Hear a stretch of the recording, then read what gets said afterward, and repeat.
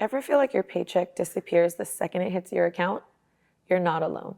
The average Californian carries over $9,000 in credit card debt, and with interest rates climbing as high as 36%, that debt can cost you thousands before you even touch the principal.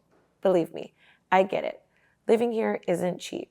Between $5 gas, $4 milk, and skyrocketing rental rates, it's easy to lean on credit cards just to keep up. But here's the good news. You can break free from debt without living on ramen. Stick around because I'm going to share the two most powerful debt paydown methods and one mistake that could keep you in debt for years. Today, we'll be covering these topics. Feel free to pause the video to read them. First things first, stop adding new debt. Sounds obvious, right? But here's the reality. Paying off debt while still tapping or swiping your card is like trying to fill a bucket with a hole in the bottom. No matter how much water you pour in, it just keeps leaking out. If you want to make progress, you've got to plug the hole first. That means no new debt. So how do you do that? Start simple. Take those credit cards out of your wallet. If they're not with you, you can't tap them. Out of sight, out of mind. Next, unlink your cards from shopping and food delivery apps. Those impulse buys, they add up fast. Picture this. You're scrolling for food after a long commute. That $10 burrito turns into $20 once you add delivery fees and tips. Do that 3 times a week and you've just added more than $200 in 1 month. That's money you could be using to fill the bucket instead of letting it drain away. And here's the last step. Switch to debit or cash for a while. It forces you to spend only what you actually have. And that's the key to plugging the leak so you can finally start making progress. Once you've stopped adding new debt, the next step is getting a clear picture of where you stand. You can't make a solid plan if you're guessing. Start by writing down every single debt you have, the balance, the interest rate, the minimum payment, and when it's due. And here's a pro tip. Pull your credit report at annualcreditreport.com. It's free and it shows you everything in one place. Here's why this matters. Maybe you think you owe about $5,000, but then you pull your credit report and realize it's closer to $8,000 because of an old store card you completely forgot about. That's a big difference and it changes your game plan. Getting that clarity is the foundation for everything else we're about to do. Now that you've got the full picture, let's talk about ranking your debts. And you might be thinking, why bother? Debt is debt, right? Not quite. Ranking matters because it helps you protect the essentials and keep your life stable. Think about it. If you're behind on rent and a credit card payment, which one matters more? If you don't pay rent, you could lose your home. If you miss a credit card payment, you'll get a hit with fees and interest, but you still have a roof over your head. So ranking isn't about skipping bills. It's about knowing where your extra money should go while keeping everything current. Because here's the deal. Even if a debt is low priority, you can't ignore it. You still need to pay at least the minimum on every account. Why? Because skipping payments means late fees, collections, and a hit on your credit score. And a bad credit score makes life expensive. Higher interest rates, bigger deposits for utilities, even trouble renting an apartment. Bottom line, ranking helps you avoid penalties, protect your credit, and focus your energy where it matters most. Okay, now the big question. How do you actually start paying this down? There are 2 popular strategies, the Debt Snowball and the Debt Avalanche. These work for almost any type of debt, credit cards, personal loans, even medical bills.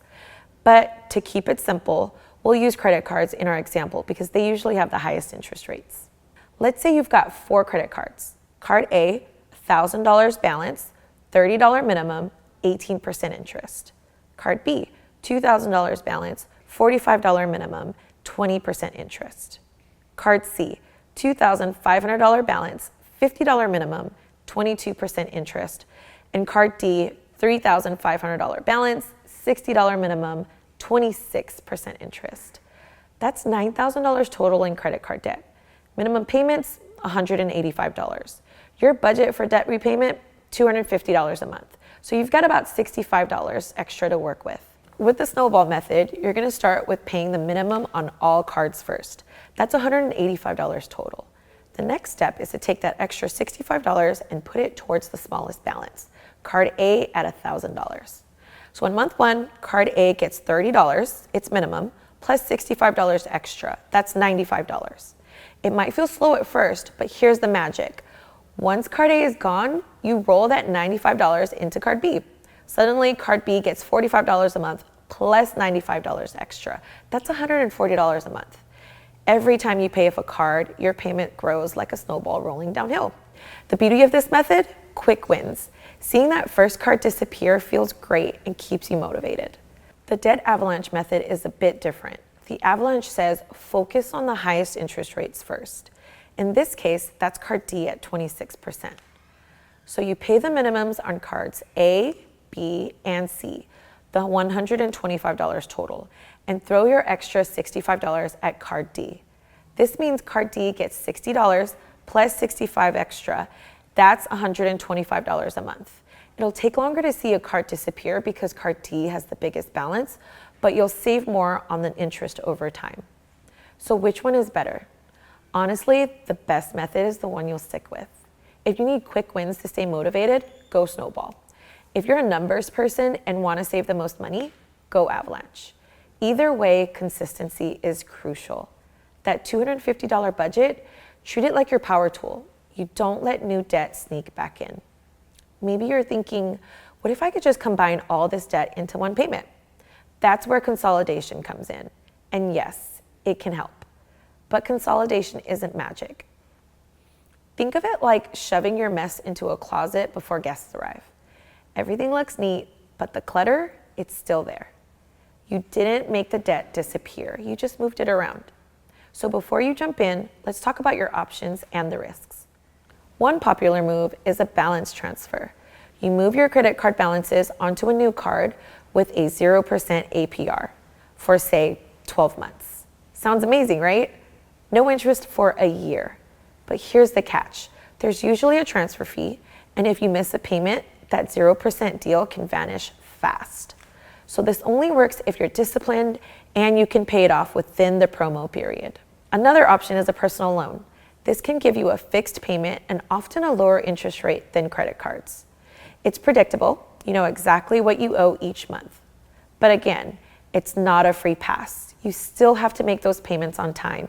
And if you keep using your credit cards after consolidating, you'll end up with double the debt. Consolidation isn't elimination, it's a tool.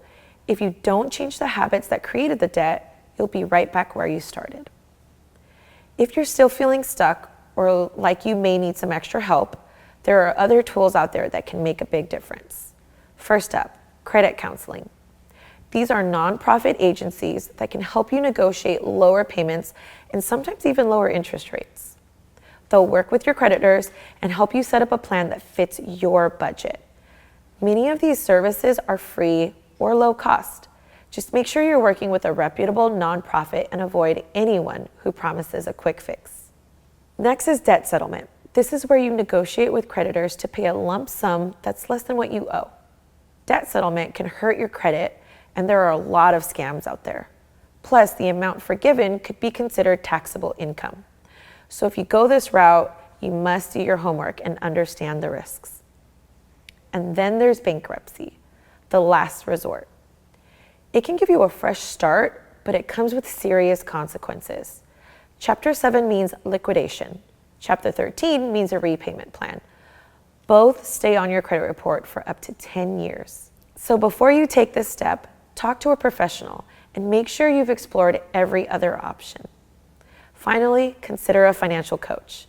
A coach can help you stay on track, create a paydown strategy that works for your life, and keep you motivated. Sometimes having someone in your corner makes all the difference. At the end of the day, every strategy we've talked about, Snowball, Avalanche, consolidation, counseling, only works if you pair with the right habits. Motivation fades, but habits stick. If this helped you feel more confident about tackling debt, hit that like button and subscribe for more practical tips. Drop your favorite debt paydown strategy in the comments. I'd love to hear what's working for you. Want more ways to feel confident with your money? Explore the rest of our channel for quick, easy strategies to stay in financial control. And if you're a Golden One member, thank you for being a part of our community. Your support helps us make California a more financially empowered place for everyone. Thanks for watching, and remember, you've got this.